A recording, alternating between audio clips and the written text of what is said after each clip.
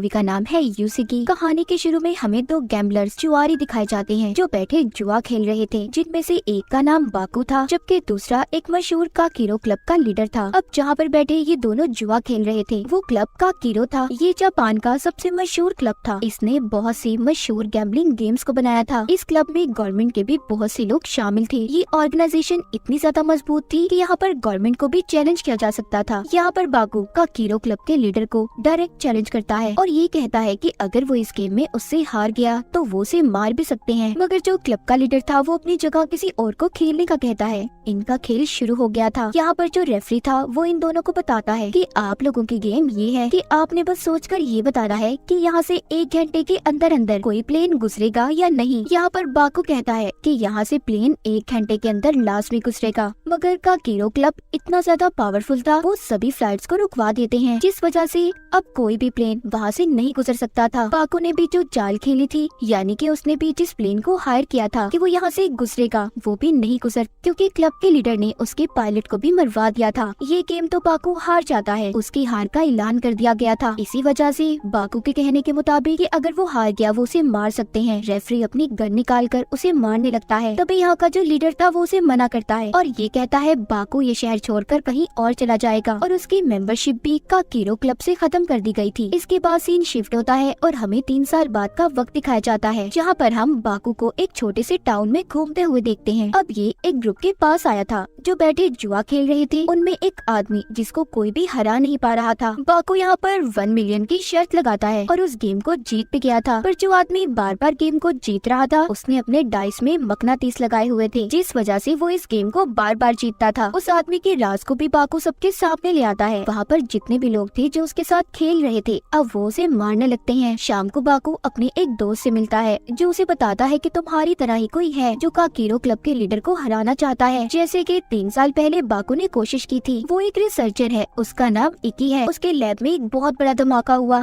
जिसमें उसके सभी साथी मारे गए। अब इकी काकीरो क्लब के लीडर को हराना चाहता है और वो वहाँ पर जाकर सबसे ऊंची पोजीशन लेना चाहता है। सब बातें सुनकर बाकू भी जापान के शहर टोक्यो वापस जाने का फैसला करता है, क्योंकि वो भी काकीरो क्लब के लीडर से अपनी हार का बदला लेना चाहता था। इसके बाद हमें एक गैम्बलिंग जुए की गेम को दिखाया जाता है जो इकी बैठा मिनिस्टर के साथ खेल रहा था, पर बहुत जल्दी वो मिनिस्टर को हरा देता है। इस बात पर मिनिस्टर को बहुत गुस्सा आया था। वो अपने साथियों से गेम के रेफरी को मारने का कहते हैं, क्योंकि उन्हें ऐसा लग रहा था कि रेफरी ने इकी की मदद की है। अब रेफरी पर जब मिनिस्टर हमला करवाता है तो रेफरी भी यहाँ पर लड़ाई करने में काफी माहिर था। वो थोड़ी ही देर में मिनिस्टर के आदमियों को और उसे मार देता है, जिसके बाद अब वही रेफरी इकी के पास जाता है और उसका असिस्टेंट बनने की ऑफर करता है, जिस पर इकी भी मान गया था। दूसरी तरफ हम बाकू को देखते हैं जो टोक्यो शहर पहुंच चुका था। वो वहाँ पर एक लड़के केजी से मिलता है। केजी दिल का तो बहुत अच्छा इंसान था, पर उसके दोस्तों के धोखे की वजह से उस पर बहुत बड़ा कर्ज चढ़ चुका था। बाकू को उसकी ऐसी हालत पर बहुत तरस आता है और वो उससे ये कहता है कि अगर तुम चाहो तो तुम्हारा कर्ज मैं अदा करने में मदद कर सकता हूँ। केजी जो बहुत परेशान था वो उसकी बात को मान जाता है। शाम को अब ये दोनों एक क्लब में जाते हैं जो बाकू की दोस्त का था। यहाँ पर बाकू के पास अब जो भी पैसे थे वो उससे गेम खेलता है और अपनी चालाकी से गेम को जीत गया था। क्लब में सभी बाकू की इस जीत पर बहुत हैरान थे।